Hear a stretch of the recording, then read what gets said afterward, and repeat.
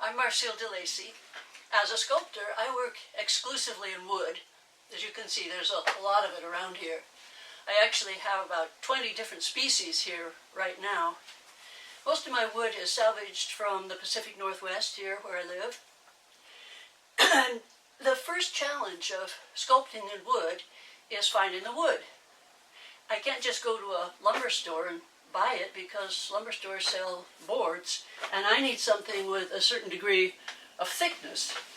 For instance, here's a good size piece, but in order to have a size like this for sculpting, this has to have been drying for years and years. You can't just cut down a tree and start carving because the green wood will split. So it has to be dried in a certain way so that by the time I'm ready to use it, I can sculpt it without worrying that it's going to split afterwards.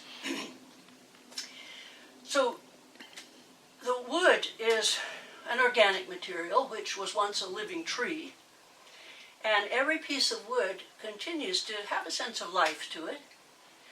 So it's not a silent partner in the sculpting process. It really has a lot to say about what I'm going to do with it. Some of the ways that happens is through the nature of the grain. Each piece of wood has a different sense of grain to it, and that pattern makes a difference in what I do.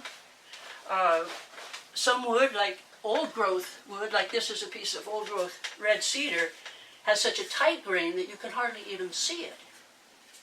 That kind of wood is rare to get nowadays because unfortunately old growth was cut down many years ago, and what's left we want to keep standing. Here's a different example. This is a piece of sumac, and you can see it has a very distinct, colorful grain to it. Well, one of the other ways that wood plays a part in the sculpture is through various characteristics such as knot holes, indentations like that has, and even after it's been dried and ready to use, there are still some cracks that were there. They've been there for years, but I have to work around those.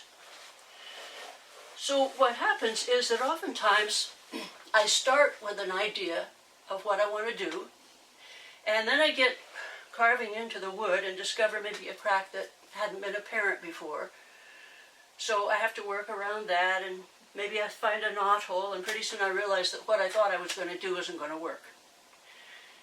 So at that point, it's almost like the wood is saying to me, you know, the idea that you had, that really wasn't that great an idea. You know, I've got a better idea. Here, try this.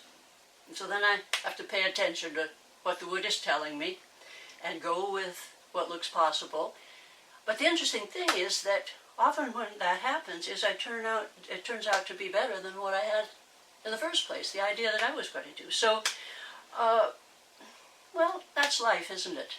You know, we have plans, and then an obstacle comes up and we can't do what we thought we wanted to do, and so we have to let go of that and just pause and listen and pay attention and see what life has to offer us. And isn't it true that often what happens turns out to be better than what we thought we were going to do in the first place? So that's life, and that's woodworking.